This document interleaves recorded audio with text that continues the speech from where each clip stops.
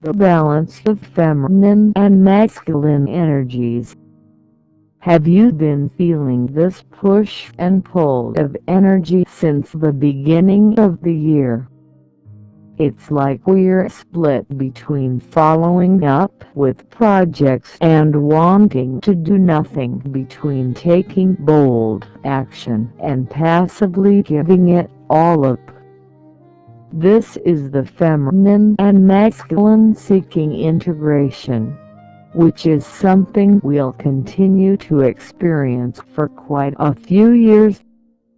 But what does it mean, and how can you find balance amongst these energy swings?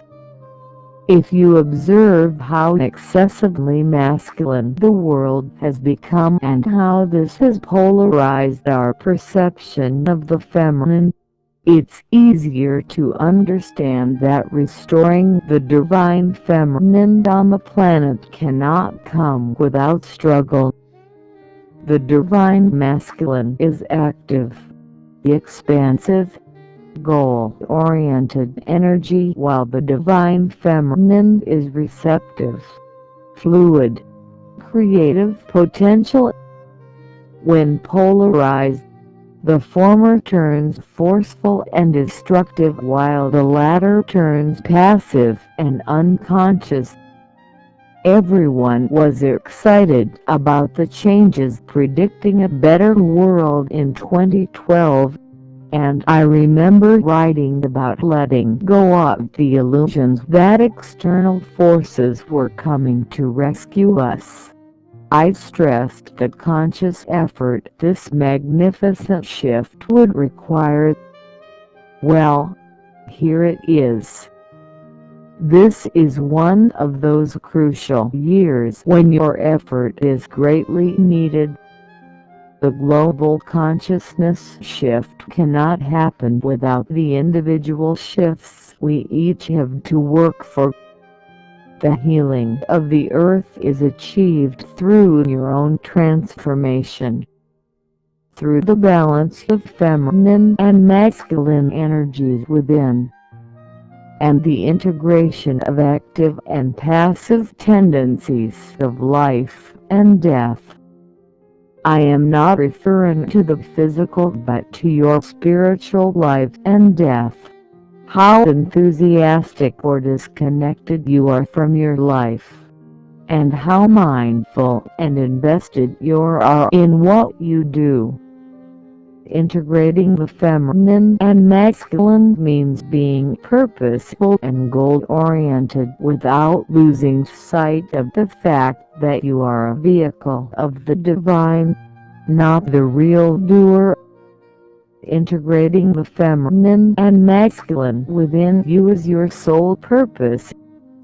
Your life purpose is to accomplish things in the world, but your sole purpose is to expand consciousness. Your soul doesn't care about diplomas and awards. It is continuously nudging you to transcend the ownership claimed by the ego mind, to help you find your true center. Why? Because from that center absolutely anything is possible. It is your place of feminine creative power. And it is from this inner center that you can and will help transform the planet. You can't think of integrating the feminine and masculine like one of those balancing games where you direct the ball along the lane you want it to follow by shifting either the direction, speed, or level along its path to avoid other lanes you don't want the ball to go through. So if it's moving too far to the left, you have to shift the direction to the right to bring it back where you want. You get the idea. In life, This means that you have to develop the self-discipline to follow through with any existing project while remaining open and flexible to the spiritual forces within you. You take clear action to fulfill your desires, but you keep an eye on that ego mind that wants to keep you trapped in the illusion of external validation. Otherwise your emotions will go up and down with self-judgment and resistance.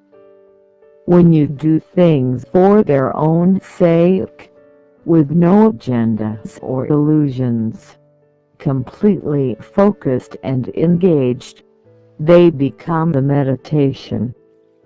If you then recognize the fruits of your labor as belonging to the divine within, you open up to greater creative possibilities.